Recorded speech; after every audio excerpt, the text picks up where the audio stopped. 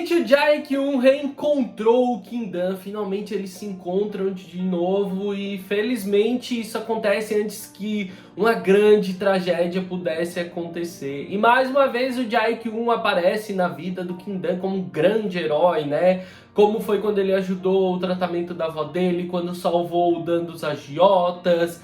Sempre o grande herói nessa história, né? Que no final a gente via que não é tão herói assim, não. E aí, pessoal, aqui quem fala é o Guto Nunes, sejam bem-vindos a mais um vídeo. Hoje a gente vai falar sobre o capítulo 60 de Jinx e finalmente, o tão esperado encontro entre o Jae-kyun e o Kim-dan aconteceu. Então, antes da gente falar sobre esse capítulo, deixa eu te lembrar que o like é muito importante porque ajuda no engajamento do vídeo. Se você é novo por aqui, se inscreve, ativa as notificações e já me segue nas outras redes sociais. Eu sou @Gutonu em todas elas. E claro, fica à vontade, comenta quantas vezes você quiser ao longo do vídeo. Agora vamos falar sobre o capítulo 60 de Jinx. Como a gente viu no final do capítulo 59, o Jae-kyun aparece do absoluto nada, encontra o Dan caminhando para dentro do oceano e consegue chegar a tempo de impedir ele e segurar ele. Ele leva o Dan de volta para beira-mar, então, que tá desacordado e não responde a nenhum dos chamados desesperados do Jae-kyun para que ele acorde. Então o Jae-kyun vai tentar ir para a reanimação dele, uma manobra de respiração boca a boca. Funciona,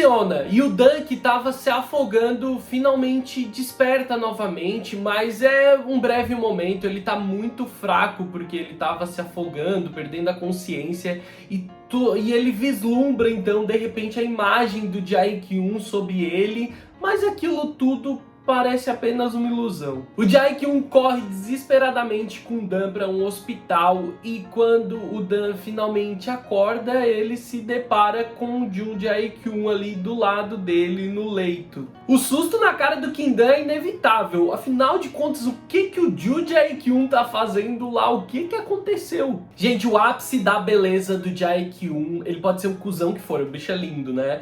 Mas o ápice da beleza dele é ele com esse cabelinho molhadinho, caidinho, assim, bagunçado, sabe? Sem estar todo arregaçado para cima.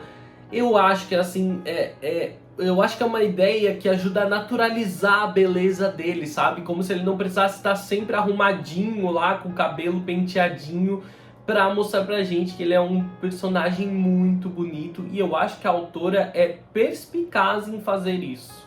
É legal ver como ela consegue mostrar que ele é bonito, tanto com aquele cabelo levantado, com aquela cara de vilão dele, assim como esse cabelinho despreocupado, caidinho na frente do rosto, com essa cara de bom moço. Antes de responder qualquer coisa, o Jae-kyun vai esbravejar com o Dan, perguntando o que ele estava pensando fazendo aquilo, caminhando no meio da noite, daquela forma, oceano adentro.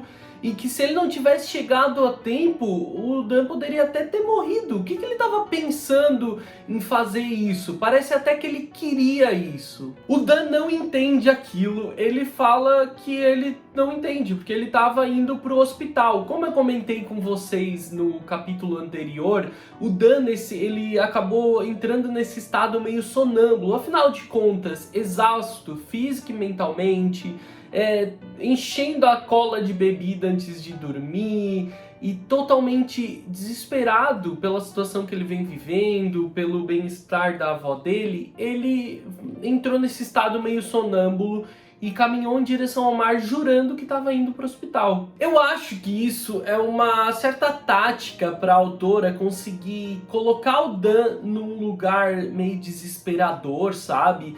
Como estando no seu limite, sem necessariamente colocar ele num lugar muito autodestrutivo, vamos dizer assim. Porque ele simplesmente não entende aquilo, a exaustão, a bebida e o desespero moveram ele aquilo quando ele estava meio sonâmbulo.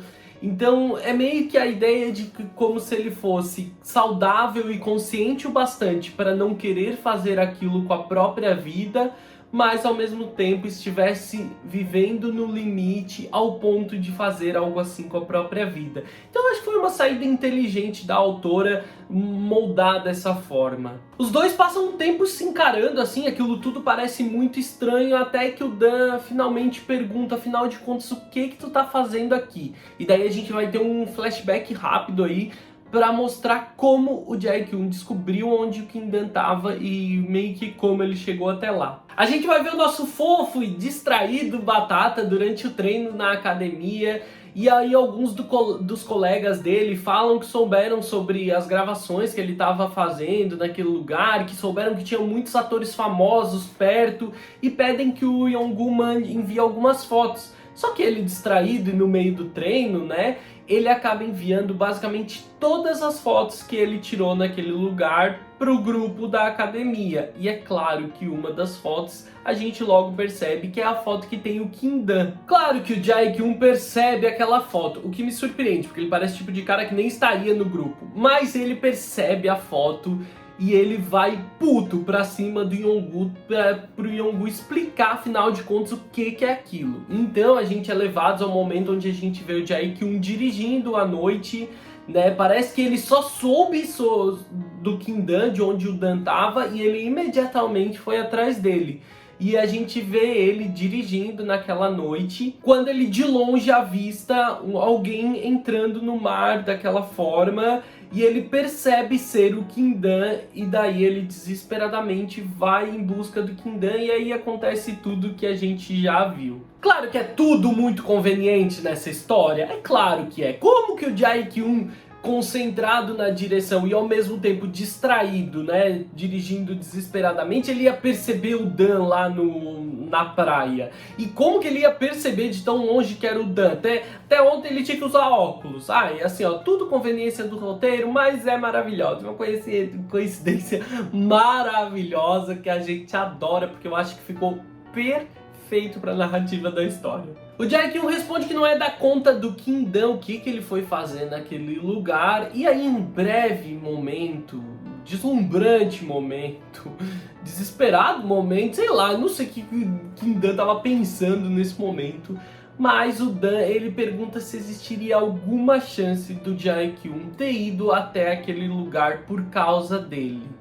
E claro que o Jae-kyun ia desconversar no mesmo momento, porque ele é um arrombado, um otário. O Jae-kyun então pede que o Kim-dan volte a ser o fisioterapeuta dele, mas o Dan prontamente recusa o pedido, e ele ainda diz que mesmo que não fosse pela avó dele, né, com quem ele tá ali fazendo companhia, cuidando, ele não tem mais nenhum motivo para voltar a ser fisioterapeuta do Jae-kyun. O Jae-kyun percebe o desconforto e a insegurança nas palavras do Dan, né? E ele então fala que ele sabe que não foi culpa do Dan, que não foi o Dan responsável pelo que aconteceu com o spray. Mas é claro que pedir desculpa por ter sido um baita arrombado, acusado o Dan daquela forma, gritado com ele daquele jeito, isso não passou na cabeça dele em momento algum. Ele prefere mais uma vez apelar pro dinheiro, dizendo que em lugar nenhum o Dan vai conseguir um salário que ele pode ganhar com o Jae-kyun,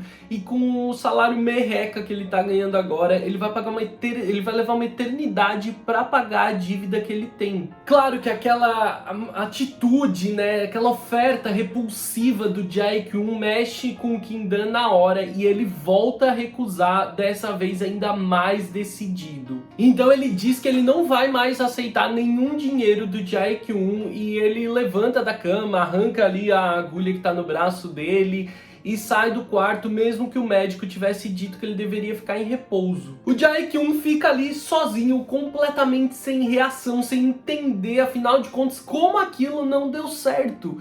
Ele achou que era só ele chegar, jogar um pouco de dinheiro na cara do Dan e que logo o Dan iria querer voltar. Gente... meu Deus do céu. Nesse momento, quando o Dan recusa a oferta, ele enxerga essa recusa quase que como um desafio. E ele não tá disposto a ceder e nem a perder esse desafio. Gente, esse final do capítulo mostra como o Jae-kyun acredita de verdade que o poder, a fama e o dinheiro dele podem conseguir para ele qualquer coisa. Ele tá tão desacostumado a não ter algo que ele queira ou que ele acredita que o dinheiro possa conseguir, que esse sentimento de frustração dele é genuíno, assim, aquela reação frustrada dele depois de ter sido rejeitado, até porque envolvia dinheiro, é uma das coisas mais genuínas que a autora trouxe para a obra até agora. E eu confesso que eu gosto que a autora coloque ele nesse lugar onde ele quase desumaniza as pessoas que estão em volta dele por causa de poder e dinheiro. É dessa forma, é fazendo isso, que nesse momento a autora pega a gente de surpresa. Porque ele vinha agindo de uma maneira tão desesperada atrás do Dan que a gente acreditava que ele poderia ter mudado ou que ele agiria de uma forma diferente. E não, ela entrega um Jae-kyung que a gente está acostumado a ver e que mostra pra gente que uma pessoa que está acostumada a ter tudo graças ao dinheiro e à fama, ela não está disposta a ceder a isso tão facilmente. É muito legal, porque a gente foi direcionados a acreditar que ele teria uma atitude diferente e não, ele continua achando que ele pode comprar tudo e todos, mesmo quando na situação quem tá realmente desesperado é ele. Agora se preparem, porque o Jae-kyung ele tá claramente desesperado, disposto a usar tudo que ele tem a seu favor para trazer o Kim Dan de volta, e ele vai entrar nessa briga assim, vai entrar com tudo. E eu quero ver que tipo de armas ele tá disposto a usar, já que simplesmente jogar dinheiro na cara do Dan não resolveu. Então é isso, eu espero que vocês tenham gostado do vídeo. Eu volto em breve com o vídeo do próximo capítulo. Eu vejo vocês no próximo vídeo. Um grande beijo, tchau, tchau!